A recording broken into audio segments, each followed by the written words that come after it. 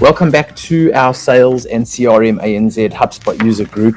For those that missed our kickoff of the HubSpot user group or HUG in December last year, this is the second session. And with COVID and work returning quite slowly to some kind of new normal, we had a delayed return this year, 2022, but here we are. And the intention is to increase the cadence for these HUGs.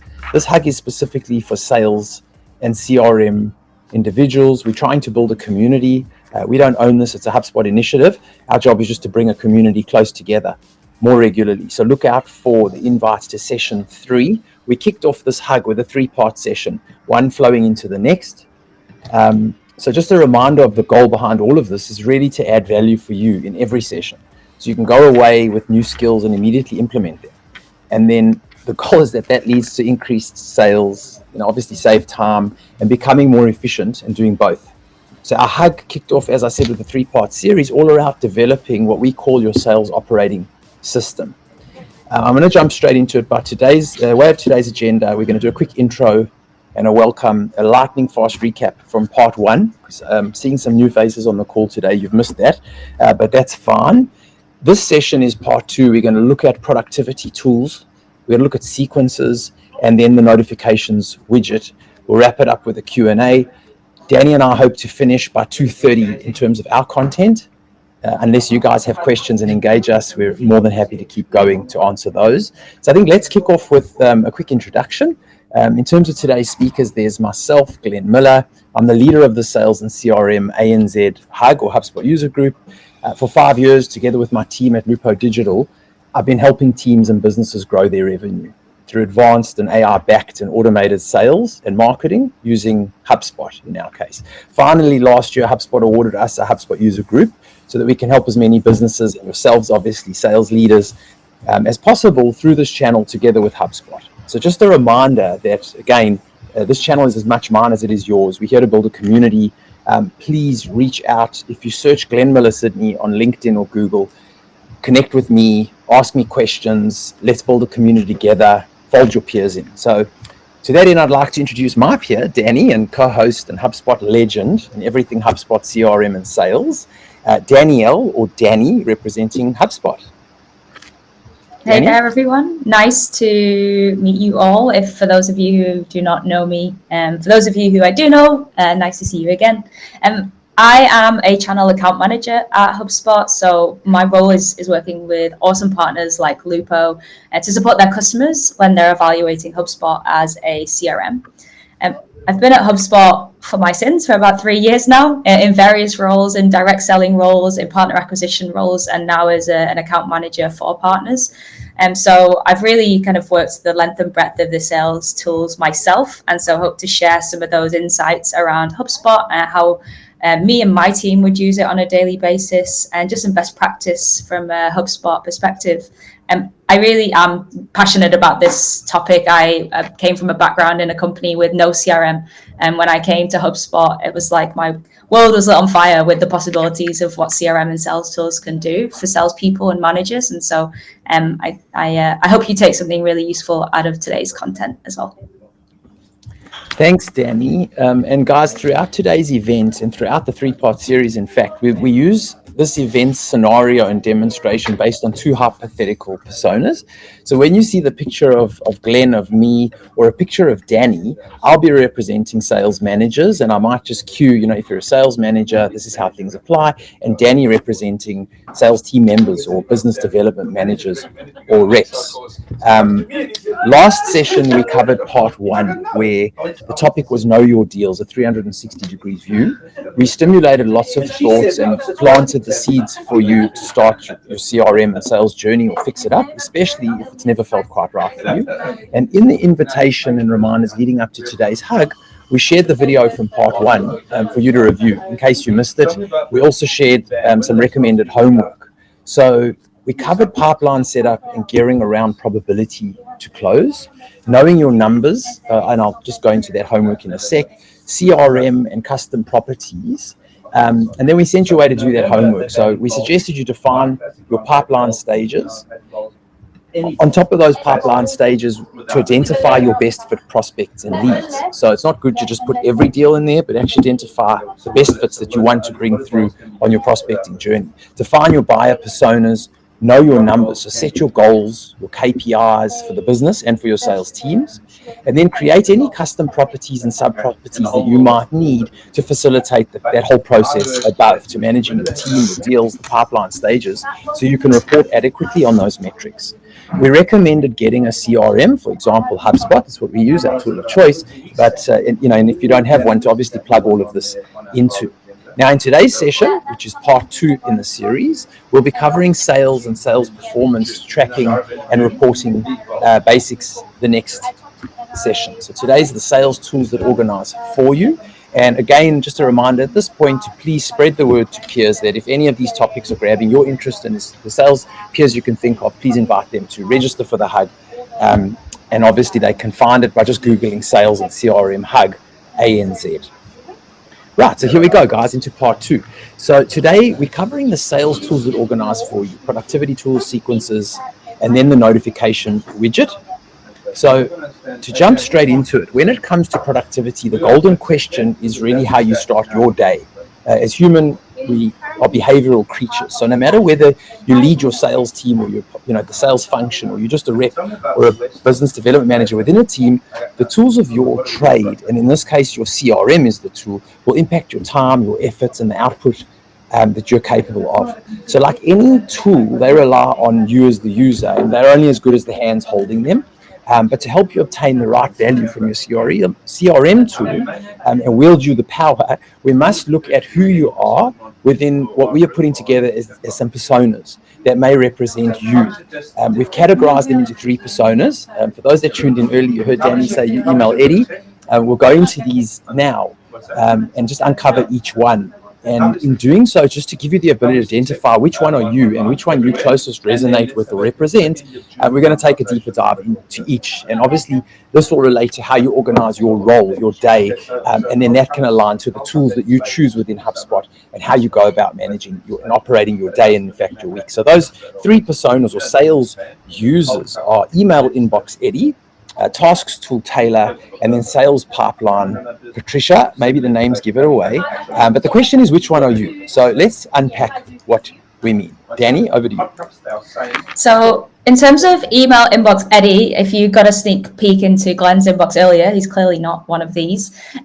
But really, you're probably going to start your day in your inbox. You're probably going to be heavily in a role that's heavily reliant on communication via email or maybe even by phone. But a lot of that communication is going to be in written form. So you're likely to spend a lot of time in your Gmail or Outlook or other email provider that you use. From a HubSpot perspective, there is flexibility to use email either directly in your inbox or directly inside of HubSpot. So there's flexibility there if you are going back and forth on communication. In this example, we are using Gmail, but if you are in Outlook, then the functionality will be fairly similar, just with a couple of differences, but only very slight. So everything you can see here on screen is going to be accessible to you as well.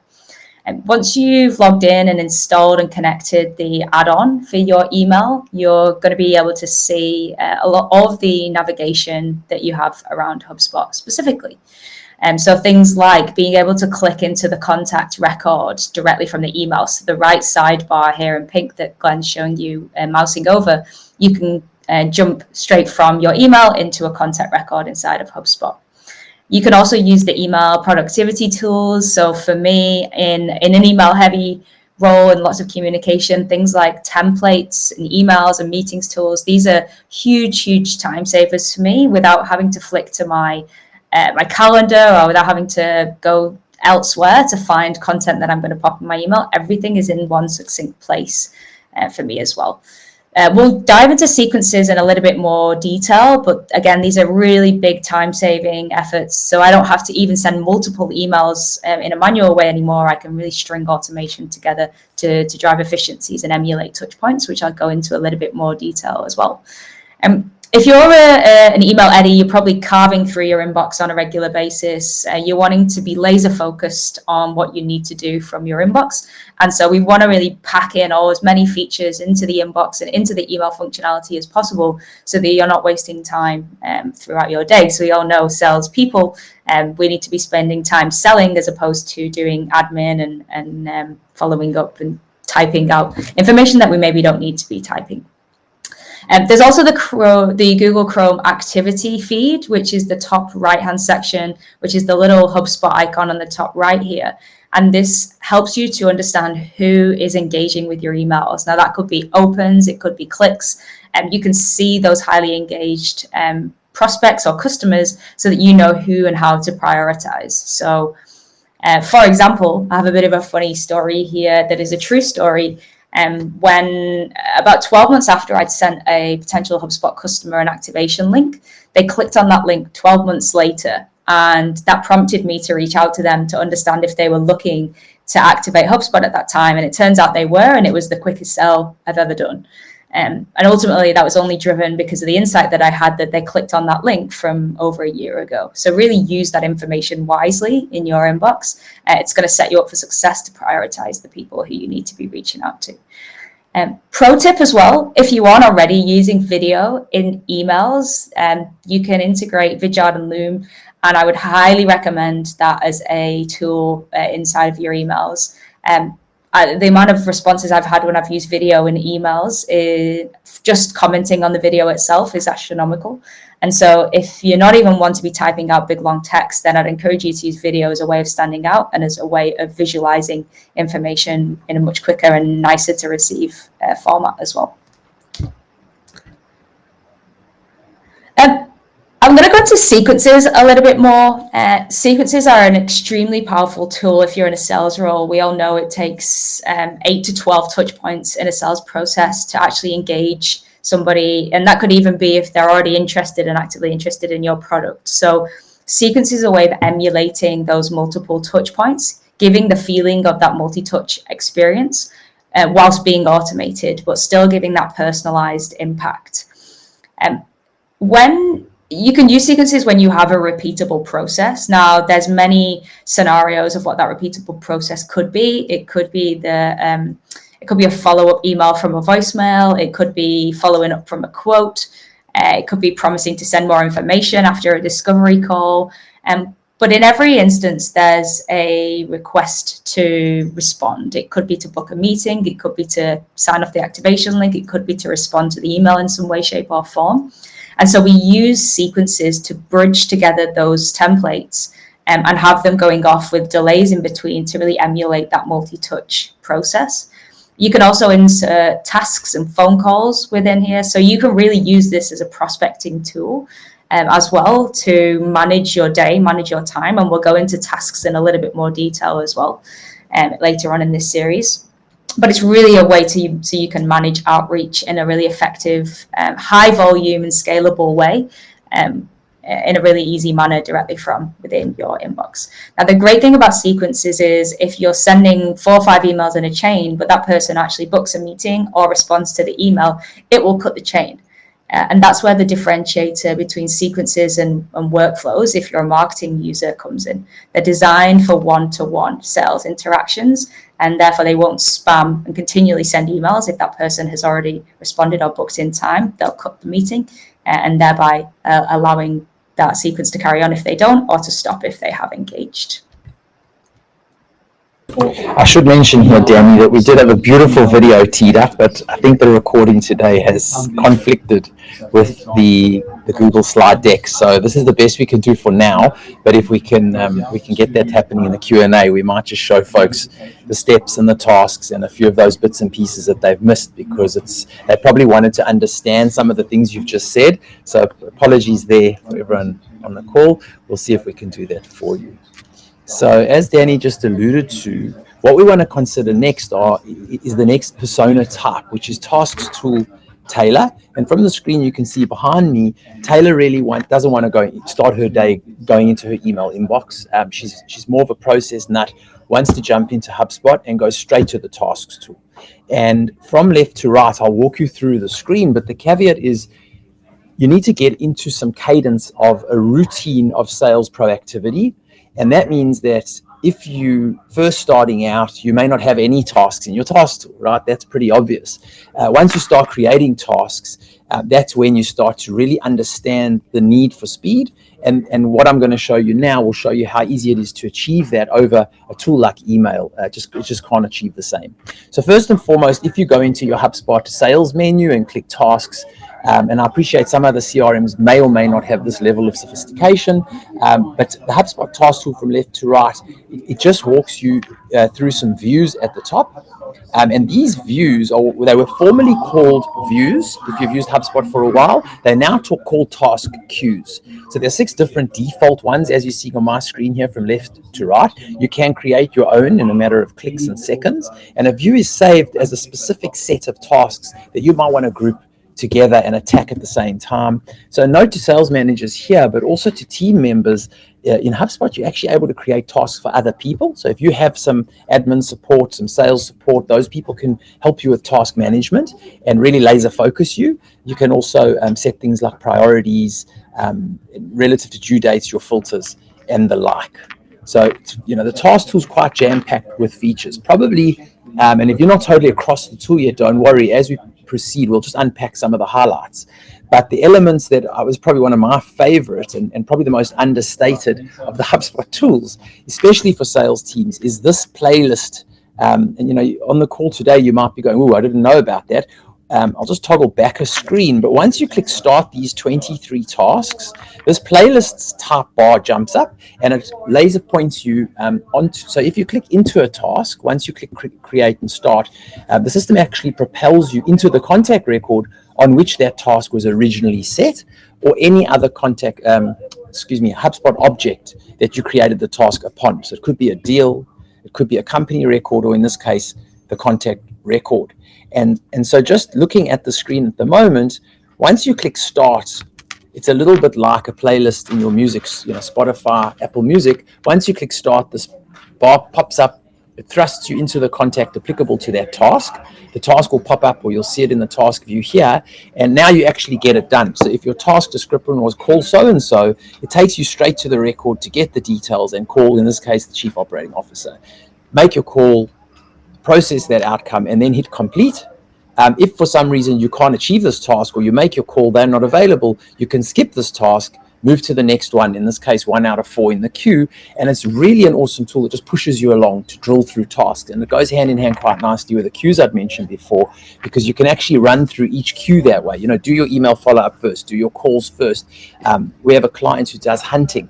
Their team refers to hunting, proactive selling, just jumping on these tasks and smashing through 30 calls, hour of power. This tool is just unbelievable to help you move through the volume quite quickly. One other quick reminder is throughout HubSpot, actually, anywhere you can type a comment, so a call log, a note, an email, you can use the @mention if you're in a team and just put in the email address, in this case, Danny Jones. And once I click save, Danny will actually get an email notification that I've stored this note, and she'll have a link she can click straight back into this note on this contact record and really speed things up. This really reduces the internal emails as well, Glenn. For us internally, we barely send internal emails anymore. It's all @mentions and comments and replies. So it can really cut down on just some of that email admin. So if you're not an email Eddie and you are a task tool tailor, then we can be cutting down some of the emails that you don't need to cut out some of the noise. Absolutely, Danny. And I think, again, whether you're a manager or you're within the team, this just starts to cut out time drastically as a team. And it also puts you in the minute across the communication. Yeah.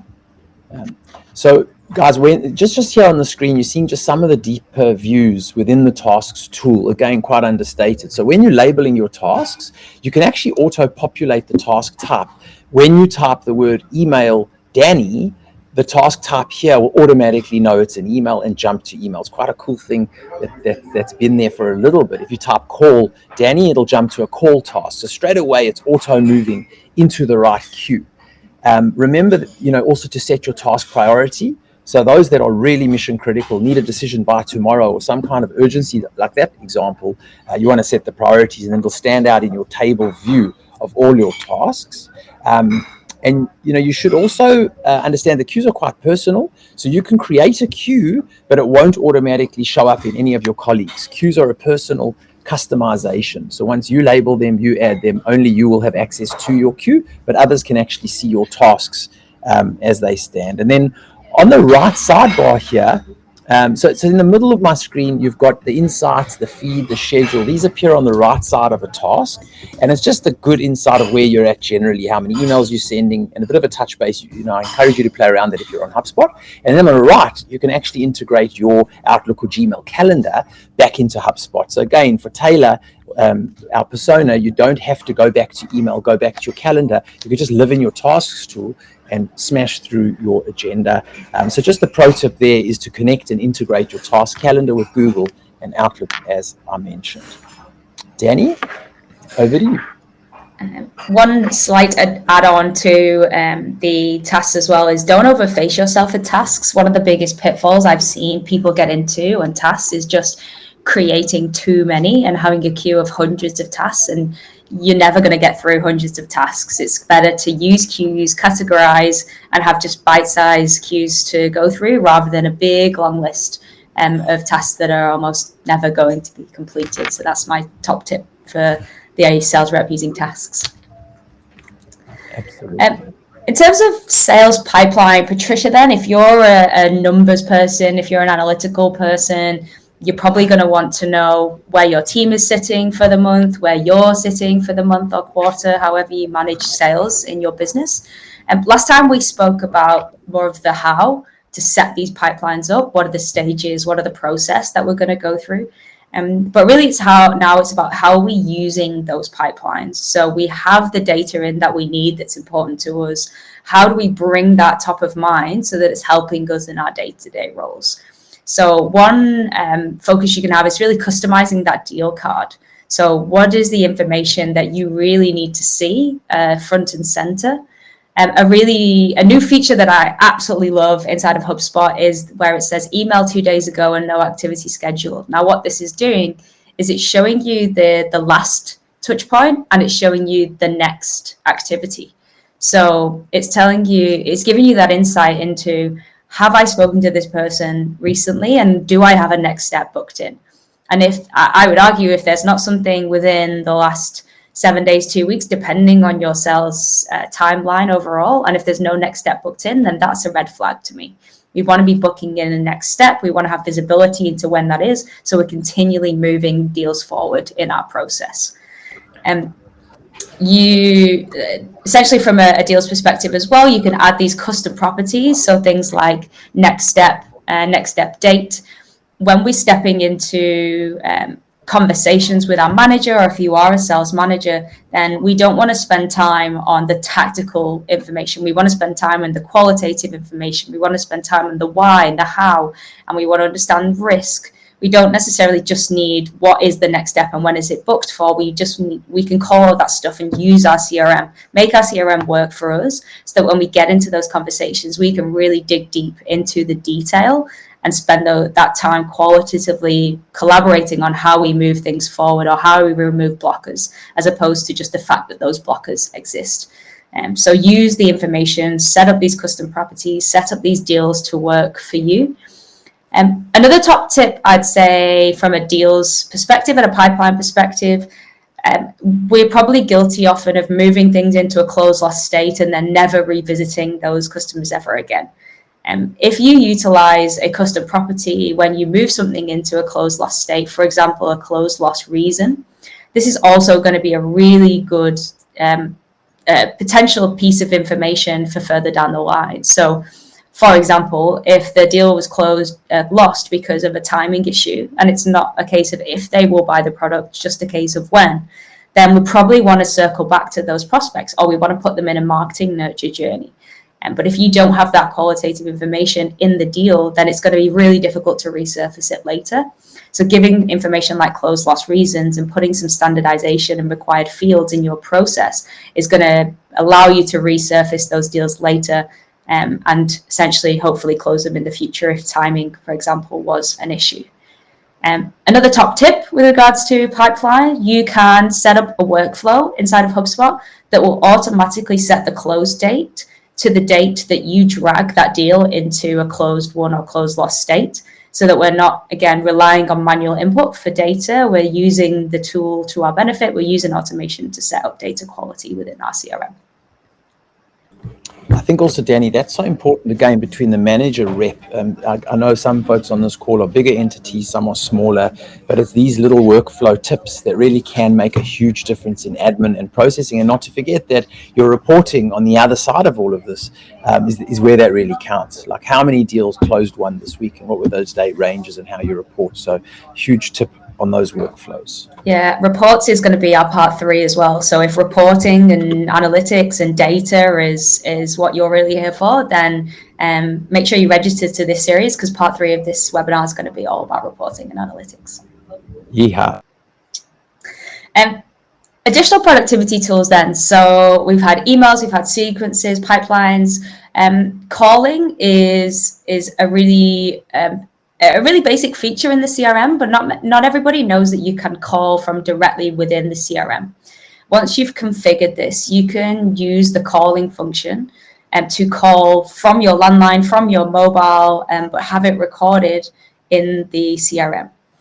So use HubSpot to manage your day-to-day activity. You can set the call outcomes and you can set up types. This is really, again, if you're thinking about reporting, we can then start to report on how many voicemails did we leave versus how many calls did we actually have connect. So if you're managing a BDR team, or if you're an individual contributor or an individual manager or rep, we don't just want to know if we made 50 dials, because 50 dials might be an irrelevant number if only one of them actually got through and connected. So use this information to build the reports, select the types of calls so that you can report on exactly what's happening and where the gaps are and where you need to move the needle to move things forward. The other thing, Danny, sorry to disturb your flow, is also the workflow capability, which I think is understated as well, especially for smaller teams, where based on those outcomes, you could set tasks to follow the team up, you could set future actions, create a deal. So it's probably a whole nother segment all on its own. But again, just tying in that kind of pro tip, if you've got access to workflows, you can leverage all these different settings and drop menus into your workflows. Yeah, left message is a really good example of that. So if you leave a message or leave a voicemail, then have an automated email going out saying, hey, I left you a message. How long do we all spend typing, hey, I just left you a message type emails, whereas we could have that sending automatically. Huge time saving. You can also, as we alluded to, we talked to tasks earlier, you can create tasks automatically by ticking the box just at the bottom to create a task off the back of a call. So removing the number of clicks that you're having to do to toggle between each of these views as well. To my next slide, please, Glenn. Notes is a really powerful feature. I am a big note taker. I like the notes feature specifically for the ability to utilize other features from within. And by that, I mean mentioning snippets. So snippets essentially a single word that is a code for a longer word text. So it could be a call transcript. It could be questions that I need to ask in a discovery call, things like that. And notes you can also pin to the top of records, so that if I have information that I need to stay at the top and I don't want it to fall down chronologically in my timeline, I can pin that important information to the top of the company or contact or deal, so I'm not losing that information. Again, from a note, you can create a task as well to follow you up in a month, 2 months. So just really creating that seamless user experience. And one of the biggest reasons why CRM and sales tools don't get used is because salespeople like to take the path of least resistance, and because things take more effort. But with HubSpot, we really want to minimize that feeling. We want things to be easier, simpler, more efficient. And so that salespeople, teams, and managers are wanting to actively use the tool because it's saving them time and energy. We're working smarter, not harder. And Danny, just again, a call out those snippets. You type a hashtag and a keyword, as Danny was alluding to, and then your snippet just appears into your note or your call log or your email tool in HubSpot. Yep. And so even we have teams using them for call scripts, preloaded script. These are the 5 things to talk about, or even outcomes of your call. You could just have that prompted, waiting to go. So I think the big thing I see is all these little tools and tips we're giving you over a week can add up to an hour saved here, an hour saved there, and that's 4 hours over a month, for example. It's all leading to money and outcomes. Yeah. And hot off the press, just 2 weeks ago, 5 playbooks got added to Sales Pro, brought down from Enterprise. So if you are looking for call scripts, transcribes, we don't cover them in this presentation, but feel free to ping me after. You can use 5 playbooks within our Sales Pro tools now, which is a big win. Awesome, that's huge. The notification widget, I talked about this very briefly in our email Eddie persona earlier. This is a Chrome plugin widget, and it's a drop-down menu showing you the detailed activity on your emails. It can show you page views on your website if you've got your tracking code installed. If somebody's engaged, I told you that story earlier, if somebody's engaged, clicking on your links, then it's a good reason to prioritize that person. If they've opened, in fact, if I open mine just right now, I can see that one of my emails has been opened and clicked 36 times. So that would indicate to me that's somebody who's really interested, and that's somebody who I should be actively engaging and following up with. And because I've given that information at my fingertips. But it's really important to use that information wisely. It's probably not wise to call somebody and tell them that they opened your email 42 times, but it's good to have that information at the back of your mind so that you're using that to engage that conversation again. I think that's it from me. Next slide for you, Glenn. Sorry, guys. Thanks. So I think just as we get closer to the Q&A, guys, just some more advanced productivity tools is just the stealth setup and kind of best practice around your queues, objects, filtering, and table views, which I'll just walk us through one at a time. So again, just using the queues to your advantage. It's that less is more. Don't create more tasks than you can handle, as Danny said before. So again, you would have noticed throughout these screen grabs, and again, apologies, it wasn't a video demo, so you could see more of the actual tool.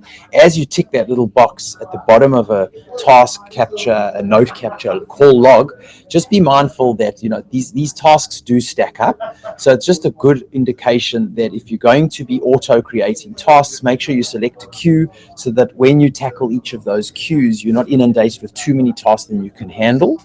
And then kind of that example I alluded to before is just, hunting versus gathering. If you know calls coming in have an outcome that lead to a task, you might want to group those tasks in more your gathering type queue, and you might even call one gathering. You might then proactively have, 2 hour slots every day, 11 till 1 hour of power, 2 hour of power, where you're doing your hunting, and you might want to just cherry pick your leads out of that hunting queue and follow up those tasks. So whatever you may need a queue for.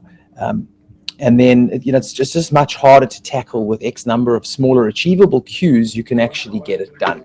So it's another little pro tip. I think, again, a lot of people just getting the terminology right is just reinforcing these objects. HubSpot's a relational database-based system. So you've got, I'm in a contact object over here, just reminding you always want to associate the contact with the company they belong to if they do. And that'll just change the 0 on my screen to a 1. If you have deals open to that contact, you'd see the deals in here, and just reinforcing the ability to click in between each of these. If you click into the company, it'll open the company record, or vice versa. So real basics, but some people just struggle with that concept. And then lastly, just I suppose as again a pro tip is just to be aware. Sometimes if you click the back button on your Chrome browser, it doesn't always take you back to the contacts. It'll take you to the screen before, and you might be 3 clicks in, and that Chrome back button ain't so good. So you always want to go kind of the path you came in on. Try and avoid the Chrome back button, and rather go in this case, back to the contact screen where your filters might be preloaded, that kind of thing. Again, just a time saver. Danny, over to you. For some people, the contact record itself can be very busy. There's lots going on. There's lots of custom properties. There's emails, calls, tracking. It can get filled with information. Now, one tip I'd say is make the CRM work for you. Filter out the things that you don't need to see, maybe ever, or you can change this up as it go.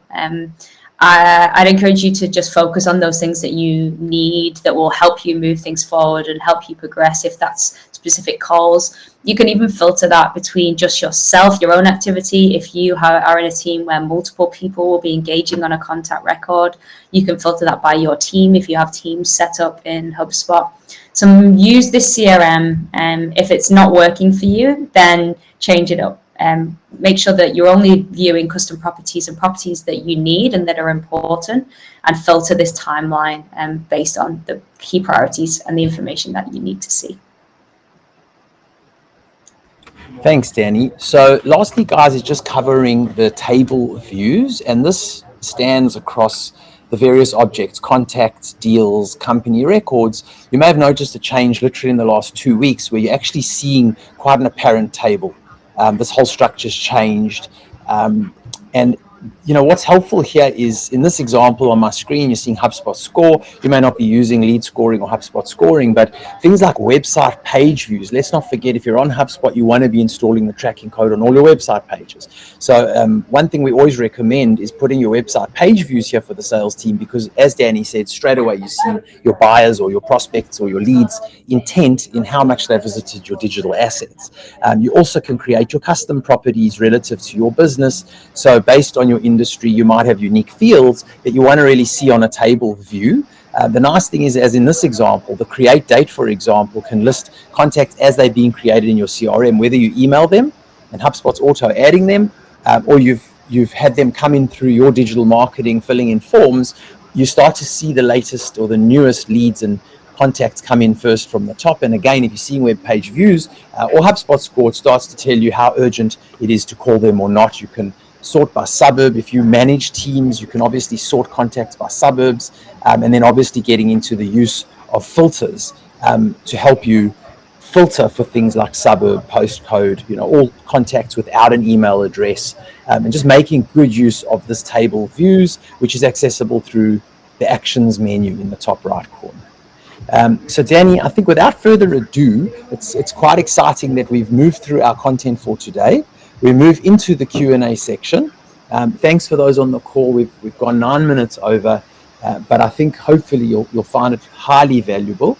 I can see at the moment that some questions have come through in the chat and the Q&A. So please, if you're on the call still, please send more questions through. Danny, I think I'm just looking in at the chat here that Lon's asked the question: once the calls are recorded, is the keyword recognition in calls there? Yeah. And also, Lon, the rest on the call, you can come off mute and actually engage with us, which is quite cool. I think, Lon, you might be referring to the transcript tool linked to the recording. Yeah, I mean, I didn't necessarily need transcripts, but I've got some ideas with respect to keywords and whether salespeople are making certain statements on calls and being able to measure that and build it into KPIs and so on. So, I mean, Danny, do you want me to give a first crack at the response there? Go for it. I did pop a little tidbit in the chat there, but go for your response and I'll add to it. Got it. Perfect.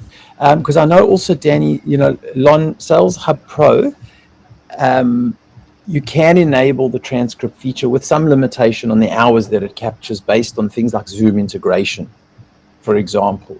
So I think Danny's response in terms of enterprise is spot on. You get full access to those transcripts. If you're using something like the Zoom integration to host some of those calls, then the transcript is there, and then you can tap into it on screen. But Danny, I don't know in terms of search functionality within the tool, I don't know if it's too sophisticated on how you extrapolate the keywords out of those transcripts without some other tool. So if you're interested, Lon, I'm just pulling a page for you. For this. So essentially it is a recording, it is a transcribe, it can from within calls on if those keywords are being used within the call system. So that is a Sales Hub Enterprise feature, and I've just popped a little link in the chat for you to read up about conversational intelligence and what it is. It is possible, it's just that it would require a Sales Hub Enterprise license. Noted, thanks. Thanks, Emil. I'll look into that. Thank you. Great question, Lon. Thanks, Danny. Again, for those on the call, we'll just give it a minute or so. If you have any other questions that you'd like to push forward, please do. I think the hardest part for Danny and I is there is so much functionality within the tool. It's always a bit difficult, to pick your favorites. And I think we did that based on productivity. So hopefully all of you have enjoyed, what you've heard and learned, and hopefully there's some tips in there that you may not have known about. But I think, again, just reiterating, it's a community approach we're taking. Follow us on socials. Please ask questions there. There's nothing like engaging that community, that conversation in public for other people to learn from. Please look out, if you've enjoyed today, just look out for the invites to session 3. They won't take place in months and months. It'll probably be in the next couple of weeks, so look out for that.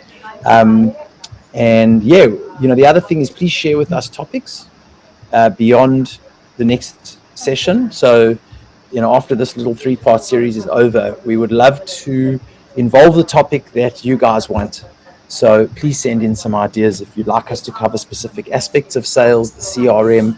We're just looking forward to getting deeper and really helping all of you. Yeah. Okay. Cool. So, Danny, I don't see any more questions there. I think without further ado, we can call that a wrap for today. Yes, thank you so much, Glenn. Thank you, everyone, for jumping in. It's been a pleasure. Feel free to contact Glenn or I, as you said, if there's anything that you're wanting further information on, and just let us know. And keen to see you next time. Our pleasure. Thanks, Lon. Thanks, all. Looking forward to seeing you too. Tune in for session 3. Thanks, Pat.